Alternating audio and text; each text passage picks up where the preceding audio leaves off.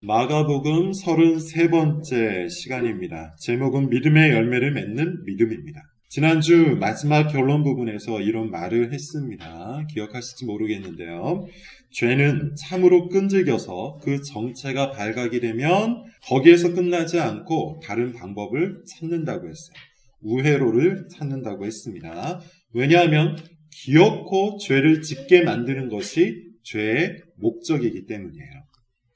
사랑과 전쟁이라는 드라마를 예로 들었었죠. 옆집 여자를 흠모하던 남자가 연결고리를 만들기 위해 부단히 애를 쓰다가 정체가 들통이 나자 어떻게 한다고 했죠? 포기를 하는 것이 아니라 옆집 남편과 친분을 만들어서 그 관계를 이어가려고 애를 썼다고 했어요. 직진을 포기하고 우회를 한 것인데 기어코 자기 욕망을 채우겠다는 의지였죠. 마치 그런 것처럼 죄는 참으로 끈질깁니다. 직진을 했다가 우회를 해요. 우회를 했다가 또 직진을 합니다. 은근히 다가오기도 하고 교묘히 다가오기도 해요. 죄를 짓도록 만드는 것, 그것이 죄가 가지고 있는 유일한 목적이기 때문이에요. 이 끈질긴 죄, 이 끈질기고 끈질긴 죄를 이길 수 있는 방법이 있을까요? 우리는 이미 알고 있습니다. 우리 자신에게는 그런 능력이 없다는 것을 알고 있어요. 한 번 정도는 이길 수 있어요. 2번 정도는 이길 수 있습니다. 하지만 계속해서 죄를 이길 능력이 우리 안에는 없습니다. 죄는 정말로 교묘하고 은근하며 무엇보다도 끈질겨서 우리를 포기하지 않아요. 그러므로 우리가 우리 자신을 의지할 때는 이 끈질긴 죄를 이겨낼 방법이 없습니다. 그럴 도리가 없어요. 우리는 죄의 끈질김을 이겨낼 만큼 끈질긴 존재가 아니기 때문이죠. 고등학교 때 무조건 전교 1등을 하던 어떤 친구가 있었습니다. 1학년부터 3학년 때까지 시험만 보면 이 친구가 무조건 전교 1등이었어요. 저도 나름대로 공부를 잘한 편이었는데 이 친구를 이긴 적이 딱 한 번밖에 없습니다. 도대체 비결이 무엇인지 궁금해서 관찰을 해봤는데 비결이 아주 간단하더군요. 정말 오래 공부를 했어요. 우리 때는 자율학습이라는 것이 있어서 밤 10시까지 공부를 하고 다 끝이 났는데 이 친구는 10시가 되어도 집에 돌아가지 않고 새벽 2시까지 공부를 했습니다. 그리고 아침에 누구보다도 일찍 와서 또 공부를 했어요. 정말 끈질기게 자리에 앉아 있었던 겁니다. 그런데 제가 딱 한 번 이긴 적이 있었다고 했죠. 어떻게 이겼을까요? 간단합니다. 제가 이 친구보다 더 오래 한 적이 있었어요. 한 번 정도는 이겨야겠다 이렇게 마음을 먹고 새벽 2시가 넘어서 집에 가고 아침 6시에 등교를 해서 열심히 공부를 했더니만 정말로 한 번 정도 이긴 적이 있습니다. 그 다음부터는 못하겠더라고요. 너무 힘들었습니다. 아무튼 결론은 이겁니다. 끈질긴 것을 이기려면 더 끈질겨야 합니다. 이것은 죄를 이기는 방법에 딱 들어맞는 적용이에요. 원리예요. 죄를 이기려면 죄보다 더 끈질겨야 합니다. 그런데 우리는 그럴 수가 없죠. 죄보다 더 끈질긴 것, 그것이 있다면 무엇일까요? 이 세상에서 죄보다 더 끈질긴 것은 딱 하나밖에 없어요. 하나님의 은혜입니다. 하나님은 죄보다 더 끈질긴 분이세요. 죄가 사람을 향해서 가지고 있는 그 열심보다 하나님께서 우리를 향해서 가지고 있는 열심이 훨씬 더 끈질기다는 겁니다. 하나님은 이것을 호세아 선지자를 통해서 알려주시죠. 하나님은 호세아 선지자에게 고멜이라는 여자와 결혼하라고 명령하세요. 고멜은 정말 끈질기게 부정을 저질렀어요. 호세아와 자녀를 버리고 다른 남자를 따라갔습니다. 한 번이 아니었어요. 여러 번 반복이 됩니다. 그런데 그때마다 하나님은 뭐라고 명령하시죠? 다시 데려오라고 하세요. 다시 아내로 삼으라고 하십니다. 그리고는 이렇게 말씀하세요. 호세아를 한번 찾아볼게요. 3장 1절입니다. 구약성경 호세아서 3장 1절 말씀 찾아서 같이 한번 읽어보겠습니다. 찾았으면 함께 읽습니다. 자, 시작. 여호와께서 내게 이르시되 이스라엘 자손이 다른 신을 섬기고 범포도 과자를 즐길지라도 여호와가 그들을 사랑하나니 너는 또 가서 타인의 사랑을 받아 음녀가 된 그 여자를 사랑하라. 하나님은 지금 이 관계가 하나님과 이스라엘의 관계와 같다고 하시죠. 이스라엘이 다른 신을 섬기고 다른 신에게서 제공되는 음식을 먹을지라도, 즉 죄가 참으로 끈질기게 이스라엘을 사로잡아갈지라도 하나님께서는 더욱 끈질기게 그들을 사랑하실 것이라고 말씀하세요. 하나님의 끈질긴 사랑이 사람의 그 끈질긴 죄악을 끊어버린다는 겁니다.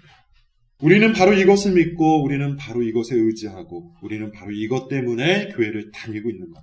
하나님의 끈질긴 사랑이 끈질기게 우리를 지배하는 죄의 사슬을 끊습니다. 그리고 참된 생명을 주고 영원한 즐거움으로 초대합니다. 우리가 믿는 바가 바로 이거예요. 그러므로 이 끈질긴 죄, 우리를 끝없이 넘어지게 하고 낙심케 하고 무너지게 만드는 이 끈질긴 죄를 어떻게 하면 이길 수 있습니까? 더 끈질긴 하나님의 사랑이 우리에게 있다는 것을 알고 그것을 믿고 더욱 끈질기게 우리도 죄와 싸우는 것이죠. 오늘 넘어졌다고 내일 포기하는 것이 아니라 오늘 넘어졌어도 다시 일어나서 내일 죄와 싸우는 겁니다.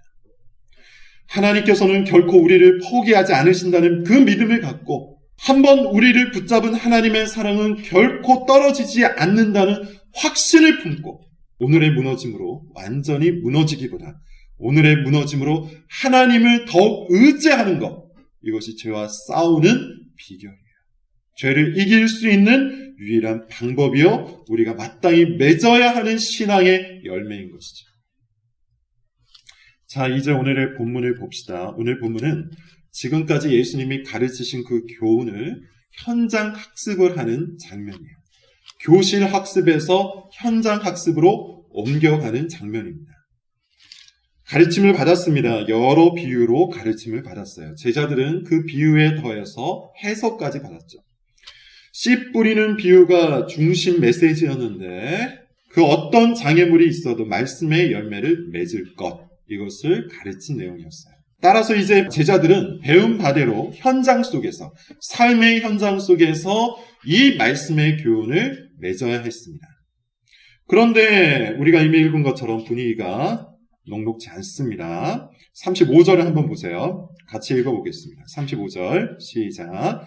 그날 저물 때 제자들에게 이르시되 우리가 저편으로 건너가자 하시니. 그날이었습니다. 다른 날이 아니에요. 여러 날이 지난 날이 아니에요. 예수님께서 비유로 그들을, 제자들을 가르치신 당일이었어요. 말씀을 듣고 여러 날이 지난 것이 아니라는 겁니다. 그날 저물 때에 예수님께서 이렇게 제안하세요. 우리가 저편으로 가자. 무슨 뜻입니까? 지금 예수님이 무엇인가를 계획하고 계신다는 뜻이죠. 교실 학습을 했으니 이제 현장 학습을 한번 하자는 거예요. 정말 제자들이 들은 그 말씀대로 모든 역경을 이겨내고 말씀의 열매를 맺을 수 있을지를 한번 지켜보겠다는 겁니다. 36절, 37절입니다. 같이 읽어보도록 하죠. 자, 시작. 그들이 무리를 떠나 예수를 배에 계신 큰 광풍이 일어나며 물결이 배에 부딪혀 들어와. 일종의 그림 언어입니다. 36절을 한번 보세요. 이렇게 묘사를 하고 있죠. 예수를 배에 계신 그대로 모시고 가매. 어떤 장면이 상상이 됩니까? 어떤 그림이 떠오릅니까?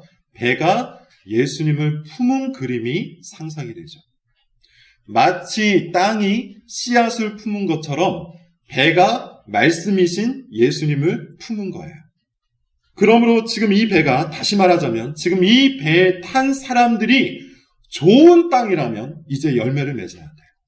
현장 학습이 아주 제대로죠. 가르친 말씀을 있는 그대로 옮겨놓았어요. 이제 제자들은 예수님께 들은 그 말씀을 떠올리고 지금 상황에 잘 적용하기만 하면 되는 겁니다. 잘 적용할 수 있도록 특별한 상황이 그들 가운데 일어나요. 풍랑이 일어난 것이죠. 엄청난 바람과 큰 파도가 배를 흔듭니다. 물이 배 안으로 가득 들어왔어요. 금방이라도 침몰할 것 같은 상황입니다. 뭐가 떠오르죠? 씨 뿌리는 비유에서 돌밭이 떠오르죠. 말씀을 들을 때는 즉시 기쁨으로 받았지만 환난이나 박해가 일어나면 그 속에 뿌리가 없어서 넘어진다는 그 비유, 그 교훈이 떠오릅니다. 제자들도 바로 그날, 당일, 오전에 들었기 때문에 당연히 기억하고 있었을 거예요. 기억했어야 돼요. 그럼 이제 그 말씀을 지금 상황에 잘 적용하기만 하면 되는데, 그런데 어째 그렇지 않은 것 같죠. 38절 한번 읽어봅시다. 자, 시작. 예수께서는 고물에서 베개를 깨며 이르되 예수님이여 우리가 죽게 된 것을 순식간에 넘어져 버립니다. 뿌리가 없는 돌밭 같은 신앙이라는 것이 드러난 거예요. 드러나 있는 것으로 숨겨져 있는 것을 판단할 수 있는 겁니다. 길과 밭 같기도 하죠. 예수님을 찾아가서 흔들어 깨우는데 이렇게 말해요. 선생님이요, 우리가 죽게 된 것을 왜 돌보지 않으십니까? 이 말을 하기 전까지 제자들의 심리 상태가 어땠을까요? 두려웠겠죠. 근심을 했겠죠. 염려를 했을 겁니다. 불안해했을 거예요. 그날 오전에 말씀을 듣기는 들었지만 염려로 인해 그 모든 말씀이 죽어버린 거예요. 그 상황이, 두려운 그 상황이 말씀의 숨통을 조여버린 겁니다. 질식시켜버린 거예요. 여기서 우리는 두 가지 교훈을 얻을 수가 있습니다. 첫째는 책망을 받아야 한다는 것이죠. 이 미련하고 어리석은 모습에 우리는 책망을 받아야 돼요. 당일이었어요. 예수님이 친히 비유를 말씀하셨고 그 비유를 제자들에게는 상세하게 풀어주셨어요. 이렇게 해야 한다. 이런 뜻이다. 교훈은 아주 명확했습니다. 말씀을 잘 들어야 한다. 잘 듣는다는 것은 귀로만 듣는 것이 아니라 실제 삶 속에서 열매를 맺는 것이다. 그러므로 참된 믿음을 가진 사람은 실제 삶에서 열매를 맺기 위해 힘쓰고 노력하고 적용을 해 나가야 한다. 이 말씀을 하신 지 얼마 되지도 않았어요. 고작 해야 몇 시간이 지났을 거예요. 그런데 지금 어떻습니까? 제자들의 상태가 어떠합니까? 즉시 잊어버렸죠. 눈에 보이는 풍랑으로 인해서, 그 상황으로 인해서, 환경으로 인해서, 자기 주변에 발생한 그 사건으로 인해서 말씀 자체가 보이지 않게 된 겁니다. 심지어 예수님이 그들과 함께 하는데도 잊어버린 거예요. 여러분, 우리도 그럴 때가 얼마나 많습니까? 썬데이 크리스찬이라는 말이 칭찬이 되어가고 있다고 했죠. 요즘에는 주일 하루만이라도 말씀을 잘 지키면 칭찬을 받을 만한 시대예요. 설교 시간만 크리스찬처럼 듣는 사람들이 부지기수기 때문이에요. 설교를 듣자마자 잊어버린다는 말입니다. 설교가 끝나자마자 원래 모습으로 돌아가 버린다는 뜻이에요. 설교를 적용하고 설교를 실천한다는 말이 무슨 뜻인지도 모르는 사람들이 정말 많아요. 그래서 설교 시간에 아주 구체적으로 매우 현실적으로 경계를 해주고 권면을 해주고 책망을 해줬음에도 불구하고 설교가 끝나자마자 지키지 않는 사람들이 많아요. 하루도 아니고 6시간도 아니고 1시간도 아니고 30분 만에 설교를 잊어버리는 것이죠. 설교의 열매는커녕 설교의 씨까지 버려버리는 일들이 참 많이 있다는 것입니다. 물론 여러분, 이런 행태는 분명 책망을 받아 마땅한 겁니다. 교실 학습에서 아무리 성공을 해도, 잘 들어도, 귀와 머리로 잘 들어도 현장 학습에서 실패를 하면, 실제로 실천하고 적용을 해내지 못하면 아무런 소용이 없는 거죠. 모의고사를 아무리 잘 봐도 실제 시험을 망쳐버리면 아무런 소용이 없는 겁니다. 스포츠 경기에서 감독들이 언제 가장 화를 많이 낼까요? 시합 전에 열심히 전략 전술을 짜서 가르쳐 놓았는데 시합을 하면 하나도 시행하지 않을 때, 하나도 시행하지 못할 때 화를 가장 많이 낸다고 해요. 실패할 수도 있고 패배할 수도 있지만 아예 아무것도 하지 않은 것, 그것이 문제가 되었다는 뜻이죠. 설교를 듣고 시도하기도 전에 모든 것을 깡그리 잊어버리는 것, 정말 큰 문제입니다. 책망을 받아야 할 문제예요. 만약 계속해서 그런 일들이 반복되고 있다면 정말로 커다란 책망을 오늘 본문을 통해 받아야 합니다. 둘째, 위로를 얻습니다. 제자들이 보여주고 있는 이 어리석고 미련한 모습은 바로 우리의 모습이기도 해요. 제자들은 예수님께 친히 교육을 받았음에도 불구하고 정말 둔감하죠. 느려 터진 모습이에요. 그러나 우리는 다 알고 있습니다. 이런 제자들이 결국 어떻게 됩니까? 그 누구보다 예수님의 말씀을 잘 지키는 진짜 제자가 되죠. 삶의 모든 현장에서 말씀의 열매를 풍성하게 맺는 진짜 신자가 돼요. 비록 그들의 모습이 오늘 본문에서는 이토록 미천하고 둔감해 보일지라도 끝내 말씀의 열매를 풍성하게 맺게 된다는 겁니다. 이 말씀은 바로 위에서 하신 두 개의 비유와 같은 거예요. 씨가 땅에 뿌려지면 어떻게 나서 어떻게 열매를 맺는지 잘 모른다고 하죠. 그러나 어느덧 씨가 이삭이 되고 이삭이 곡식이 된다고 해요. 눈에 보이는 확연한 결과는 없지만 천천히 그러나 확실하게 성장할 것을 예수님께서 약속하고 계신 비유예요. 겨자씨 비유도 마찬가지입니다. 당장 심어진 모습만 보면 형편이 없어요. 지금 제자들이 보이고 있는 바로 그 모습처럼 그 씨만 놓고 보면 정말 작고 정말 미미합니다. 그러나 결국 어떻게 된답니까? 가장 커다란 나무가 되어서 많은 새들이 안식을 하는 장소가 된다고요. 오늘 본문에서 보는 것처럼 눈에 보이는 이 모습은 어떠합니까? 제자들의 그 모습은 어떠합니까? 형편이 없죠. 믿음의 조각을 찾아볼 수가 없을 지경이에요. 그러나 결국 어떻게 됩니까? 큰 믿음의 사람이 돼요. 겨자씨가 커다란 나무가 돼요. 제자들의 믿음으로 인해서 수많은 성도들이 안식을 얻게 되고 수많은 사람들이 복음을 얻게 되죠. 여기에 위로가 있는 거예요. 우리 모습을 한번 볼까요? 앞서 말한 것처럼 우리는 책망받아 마땅한 모습을 갖고 있어요. 형편이 없어요. 정말 둔감해요. 미련합니다. 어리석습니다. 그 많은 교훈과 그 많은 권면과 그 많은 설교를 듣고도 매번 같은 짓을 반복하고 있어요. 다 흘려보내버리고 있어요. 여전히 잘못된 습관과 여전히 잘못된 언행을 무의식적으로 하고 있습니다. 답답할 노릇이죠. 남이 봐도 그렇지만 나 자신이 봐도 형편이 없어요. 한숨만 나오는 우리의 행태 앞에서 때로는 심각하게 좌절하고 심각하게 낙심하기도 해요. 그러나 우리는 그 자리에 머물러 있으면 안 됩니다. 그것으로 끝나서는 안 됩니다. 우리는 오늘 제자들의 모습을 보고 크게 위로를 얻고 크게 안심을 해야 돼요. 동시에 크게 열심을 품어야 합니다. 오늘 제자들의 모습은 어떠하다고 했습니까? 우리와 다를 바가 없다고 했죠. 그렇지만 앞으로 제자들의 모습은 어떠합니까? 커다란 믿음을 갖고 열매 맺는 삶을 살아갑니다. 그렇다면 우리도 마찬가지가 될 수 있다는 것이죠. 오늘 우리의 모습이 이러하지만 내일 우리의 모습은 다를 것을 기대하고 소망할 수 있다는 거예요. 그래서 위로를 얻고 그래서 안심을 할 수 있는 거예요. 그런 소망, 그런 믿음, 그런 기대를 품고 오늘의 실패를 하나님 앞에 가서 다 알아야 하는 겁니다. 하나님의 더 끈질긴 은혜에 기대어 이 끈질긴 죄를 해결해 나가야 하는 거예요. 그것이 하나님께서 오늘 실패한 자들에게 요구하시는 바입니다. 그리고 이것이야말로 제자들이 품고 있었던 겨자씨만한 믿음이었던 거예요. 자, 그리고 우리가 그렇게 할 수 있는 이유가 이제 좀 더 본격적으로 등장을 합니다. 39절을 같이 한번 읽어볼게요. 본문 39절입니다. 시작. 예수께서 깨어 바람을 꾸짖으시며 바다더러 이르시되 잠잠하라 고요하라 하시니 바람이 그치고 아주 잔잔하여지더라. 오늘 본문에서 제자들이 유일하게 잘했던 것이 있어요. 두렵고 염려가 되고 불안한 그 심리 상태에서 말씀을 잊어버린 채 버텼지만 결국 자기들 안에 말씀이신 예수님이 있다는 사실을 기억해낸 겁니다. 그리고 그분 앞에 달려간 것이죠. 실패할 수 있어요. 오늘도 우리가 말씀을 지키는 것에 실패할 수 있습니다. 죄와 싸우면서 죄에게 패배할 수도 있어요. 말씀의 열매를 맺는 부지런하고 묵묵한 신앙 작업이 엎어질 수도 있다는 말입니다.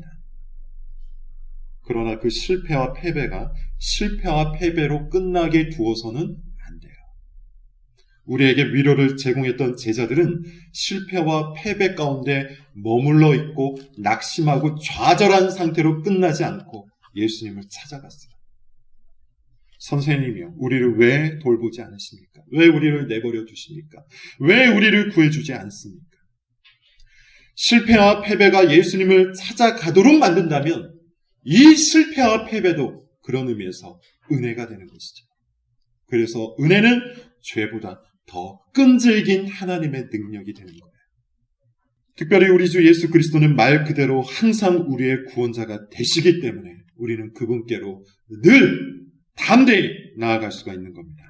제자들의 요청을 받고 일어나신 예수님은 풍랑이 거친 바다를 향해 외치세요. 잠잠하라, 고요하라. 그리고 순식간에 바람이 그쳐. 이 모습을 또 그림 언어로서 상상을 한번 해볼까요? 거친 풍랑이 당장이라도 배를 엎어버릴 것처럼 미쳐 날뜁니다. 제자들은 두려움에 떨면서 난리 법석을 쳐요. 머리를 감싸고 무릎 꿇고 엎드린 제자도 있을 것이고 소리를 지르는 제자도 있을 것이고 어떻게 해서든지 수습하려고 난리 법석을 치는 제자도 있었을 겁니다. 그 상황에서 예수님은 배 끝에 서서 바다를 향해 꾸짖고 계신 겁니다. 꾸짖는다는 말은 예수님의 통치권을 의미하죠. 예수님께서 꾸짖지 못할 존재는 이 세상에 아무것도 없습니다. 예수님은 모든 것을 꾸짖을 권세를 갖고 계세요. 다스릴 권세를 갖고 계신다는 뜻이에요. 그러므로 예수님께 나아가면 예수님께 항상 구원을 얻을 수 있는 겁니다. 그분께 능력이 있기 때문이에요. 그러므로 예수님께 나아가면 우리는 항상 은혜를 만날 수 있어요. 왜냐하면 예수님은 늘 용서해 주시기를 기다리고 계신 분이기 때문입니다. 실패와 패배 속에서 허우적거리는 자들에게 은혜를 베푸시는 분, 그분이 바로 예수 그리스도입니다. 죄 가운데 괴로워하는 자들에게 더 큰 능력과 압도적인 은혜로 사랑해 주시는 분이 바로 예수님입니다. 우리 인생 속에 풍랑과 같이 거대하게 찾아오는 모든 죄악을 더 크고 압도적이고 끈질긴 은혜로서, 능력으로서 제거해 주신다는 겁니다. 그러므로 우리는 그분을 바라보고 그분께 매달릴 필요가 있다는 것이죠. 그런 믿음이 오늘 우리에게, 실패한 우리에게 필요하다는 거예요. 지난 시간에 우리는 믿음의 열매를 맺는 비결이라는 제목으로 4가지를 살펴봤어요. 첫 번째는 자신의 문제를 회피하지 말고 직면할 것을 요청을 했죠. 왜곡하거나 외면하지 말라. 그것은 열매를 맺지 못하게 만든다. 이렇게 말씀을 드렸습니다. 둘째는 묵묵히 조바심을 내지 말고 항상 열심을 다하여 부지런히 말씀을 심으라고 했죠. 빨리 결과물을 내고 싶어하는 것은 우리의 교만 때문이라고 했어요. 셋째, 소망하는 것이라고 했습니다. 오늘의 모습에만 집착하지 말고 어제의 실패에만 머물러 있지 말고 내일을 향해 약속해 주신 하나님을 붙들고 소망할 것을 여러분들에게 말씀을 드렸습니다. 소망하지 않는 자는 오늘 열심히 경건을 단련할 수가 없어요. 넷째는 지금보다 한 걸음 더 나아가는 겁니다. 자꾸만 게을러지는 자기 신의 모습을 경계하고 지금 내가 하고 있는 경건 생활보다 조금이라도 한 걸음 더 나아가라고 말씀을 드렸어요. 그것이 무리가 아닌 제자의 모습입니다. 무리는 듣고 끝났지만 제자들은 듣고 예수님께 나아가서 그 해석까지 들었어요. 만약에 우리가 이와 같은 방법을 들고 열심히 힘을 기울인다면 하나님께서 반드시 풍성한 열매를 주실 것이라고 약속해 주셨다고 했죠. 그러나 문제는 우리가 너무 자주 그리고 너무 쉽게 넘어진다는 것에 있습니다. 불과 일주일 전이지만 아마 많은 사람들이 벌써 그 내용을 다 잊어버렸을 거예요. 실천하지 않았기 때문입니다. 실제로 계획해서 이 4가지 방법을 적용하지 않았기 때문에 그 내용조차 기억이 나지 않는 거예요. 이와 같은 모습을 놓고 우리는 책망을 받아야 한다고 했죠. 그러나 동시에 위로를 얻기도 해요. 어떤 위로입니까? 말씀을 잊어서 우리 삶의 풍랑이 거칠게 일어나도 예수님께 나아가기만 하면, 예수님을 찾아가기만 하면 예수님께서는 우리의 실패를 덮고도 남는 압도적인 은혜와 강한 능력으로 우리를 받아주신다는 사실, 이것을 믿어야 한다는 거예요. 그래서 위로를 얻어야 한다는 것이죠. 하이델베르크 일문에서 이렇게 말하는 이유가 바로 거기에 있습니다. 1문, 살아서나 죽어서나 당신의 유일한 위로는 무엇입니까? 답, 살아서나 죽어서나 나는 나의 것이 아니요 몸도 영혼도 나의 신실한 구주 예수 그리스도의 것이기 때문입니다. 예수님은 우리의 위로가 되세요. 예수님은 우리의 능력이 되세요. 예수님은 우리의 은혜요 영광이 되세요. 우리가 사나 죽으나 예수님은 우리를 자기의 것으로 삼으셨기에 항상 돌봐주시는 분입니다. 항상 은혜를 주십니다. 죄와의 싸움에서 처절하게 패배했을 때도, 그래서 내 인생에 커다란 파도가 몰아칠 때도 예수님은 우리를 위해 다시 일어나시는 분이에요. 경건의 실패와 인생의 실패 앞에서 모든 것이 산산조각이 났을 때도 예수님은 우리를 위해 기꺼이 압도적인 은혜를 베푸시는 분이에요. 예수님에게는 포기가 없습니다. 예수님은 죄보다 더 끈질긴 분입니다. 죄의 강력한 압박보다 더 압도적인 은혜를 베푸시는 분입니다.